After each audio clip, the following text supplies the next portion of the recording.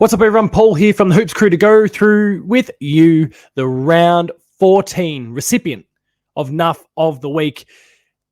And we're kind of repeating things a little bit here. It was quite a while ago, and I've tried to actively avoid double dipping for the most part this year. And I'm going to double check the exact round now.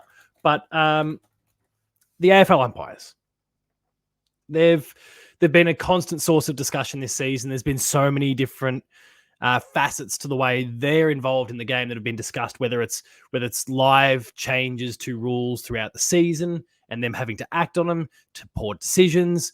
And today, another one has struck. This time, the North Melbourne Football Club has fallen victim to it.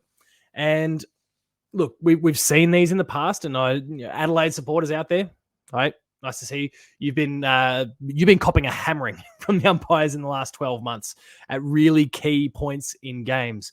North Melbourne got hit twice today. There's one in particular I really want to focus on, but North Melbourne got hit twice today. Decisions that ultimately proved to be the difference between them and Collingwood. Now, let me preface this before any Collingwood supporters come in and try and lay waste to what I've got to say today. North Melbourne fans, ultimately, you didn't deserve, like in a lot of ways, you didn't deserve to win today. You got up by 45 or something points, and that was a great effort. But when you give them that lead away, almost in its entirety, you probably don't deserve to win. And I can say that as a Geelong supporter who got up by, we were up by 6 goals against the Swans and pissed it all away. Like, you don't deserve to win at that point. When you forfeit a lead like that, you've kind of forgone any opportunity to say, well, yeah, we got unlucky, we got robbed, those sorts of things. But as a neutral, sitting back and watching the game today, North Melbourne absolutely got robbed on 2 occasions. One of those was ultimately I think in the eyes of most would be the difference between the two teams at the end of the day. So let's bring up the moment that I really want to focus on. This one. Now, I've only got a still here. I can't play it live. We'll get struck copyright and the video will disappear and it'll ruin the final product. So we've got a still frame here of the moment late at the game. Mark has clearly been taken. It was socced off the ground, I believe by Nick Dacos, if I recall, and landed straight in the hands. We've got a North Melbourne player. No concerns. Possession clearly earned. Umpire has recognized that. You can actually see in this still frame moment, the umpire has gone to blow the whistle to acknowledge that's a mark. Steel side bottom, and I can't remember, I think it's Bo McCreary potentially. And certainly the still frame is not going to help me with that. Both players have just pressed upon the North Melbourne player for no good reason. And you can see the confused looks on a couple of players' faces here. Oh, sorry. Confused expressions, I should say. Hands out. What's going? Why are we not calling a 50-meter penalty? And we know that umpires have been a little bit gun shy because there's so much scrutiny on decisions these days, and you don't want to be one making the wrong decision. But the reality is, in this scenario, the umpires again made the wrong decision by making no decision at all. Both players, not just one, both players overstepped the mark and should have been penalized for that. I'm not saying it should have been a double 50 or anything like that, but it should have been a 50-meter penalty. And that's that play on what ended up occurring. He played on and took off and bombed it into the 50, which was nearly taken. Like there were several opportunities, and Zach Fisher had a shot on goal that just missed. Like North Melbourne could have still won it despite all of that, but they should have actually had a lead. At the end of the day, they should have had a lead. And we don't know what would have gone on afterwards. Collingwood may have surged from the middle. Nick Dacos in particular was having a phenomenal final quarter. He was getting clearances everywhere. Had leather poisoning. He was absolutely lighting it up, playing like the best player in the competition that he quite arguably is. So we don't know what would have happened afterwards, but also what I can see is North Melbourne with possession, 41 seconds to go, earning a 50-meter penalty, then getting their 30 seconds.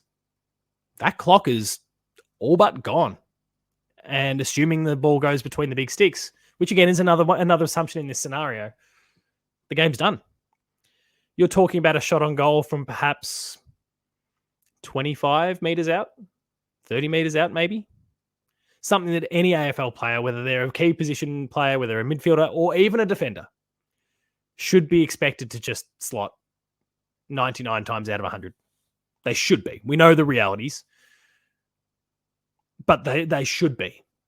And they do in practice all the time. It's just the pressure of the moment. And absolutely the pressure would have been piled upon here in this particular moment. The Collingwood players, we know what they're like. The great escape, and they've pulled it off again this time. But these sorts of decisions shouldn't, or lack of decisions, they shouldn't be occurring. It was so obvious to anyone who's watched that game. I would argue most Collingwood supporters have sat back and watched this moment and go, we dodged a bullet there. Because they have. And what I'm most curious to see now, and we'll probably have to wait, 12 to 24 hours beyond this video going live to hear something from the AFL. But what I'm sincerely hoping is that the umpires come out and say, yeah, we made the wrong decision. That should have been 50 meters. That's a start. Acceptance. But then we've got to start asking the question about standards. And now I start to pull in other scenarios from this season. There was a Collingwood goal from that game that was kicked, that was touched. Via replay even went to it. You can see the fingers being bent back, but the decision didn't change. So what standards do we have for those in the arc?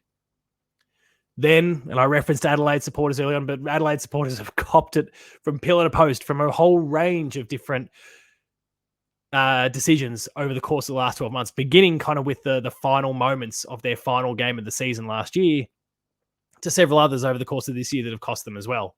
Again, moments against Collingwood that, well, in the end, the decision was the right one there in terms of how far was run by Josh Rochelle there.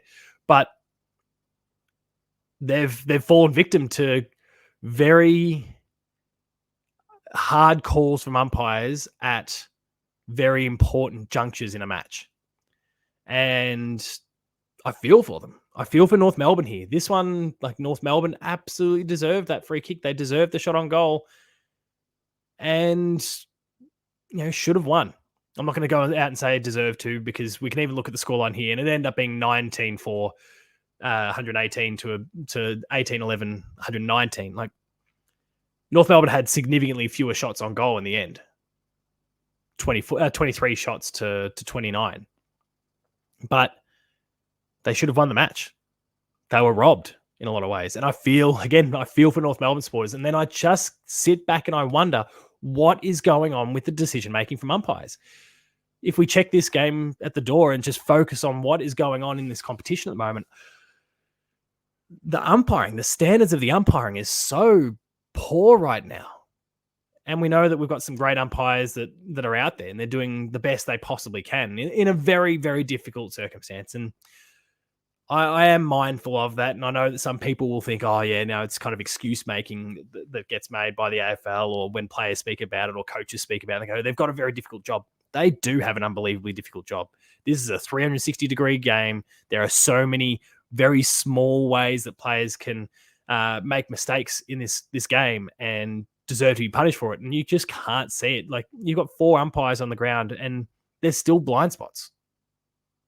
Now, there's questions about, should boundary umpires be empowered to make a decision?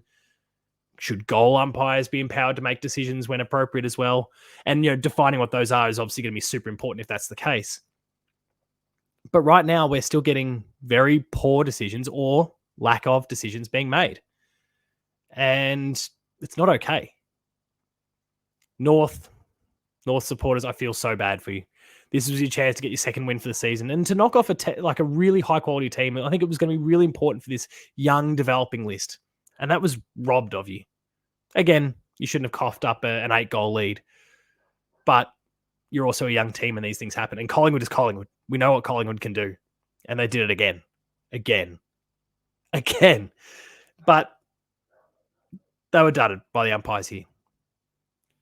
Cats fans, neutrals, Collingwood supporters, North supporters, Adelaide supporters, let me know what you're thinking about the standard of the umpiring this season, especially when it comes to decisions in the final minutes. I know we've always, for many years, talked about the whistle being put away and that sort of thing, but is that actually the right call? Are our umpires too gun-shy? Should they be endeavouring, wherever possible, and there's always the human element, but endeavouring to just make a decision in the first 5 minutes of the match as they would in a decision in the final 5 minutes as they would in the first 5 minutes of a match? To me, I think that's really simple. It's a clear and definitive yes. And of course, that's probably, as a Geelong supporter, there's probably been moments where we could have and should have lost games because of decision making one way or the other as well late in the game. There's swings and roundabouts. It happens. Ledgers get squared in these scenarios. But it's not good enough what we're seeing, and I think there needs to be a change. And there needs to be some acknowledgement from the AFL that we've got a problem here and it needs to be fixed. And the teams are being hurt for it. Hopefully the first step in that is an acknowledgement from the AFL this week that they made the wrong decision. Hopefully that happens. Hopefully North Melbourne supporters, that makes you feel a little bit better. No, I suspect it won't, and I don't blame you for that. Check out all Hoops Crew content on YouTube. Visit our Patreon, where you can get exclusive access to some awesome content there, as well as sign up for 7 days where you'll get just free, full access, see if it's for you, and then consider subscribing and sticking around for more. You can find us on socials. You can find me on socials, Paul James Games. And as always, remain Geelong strong. I'll see you later.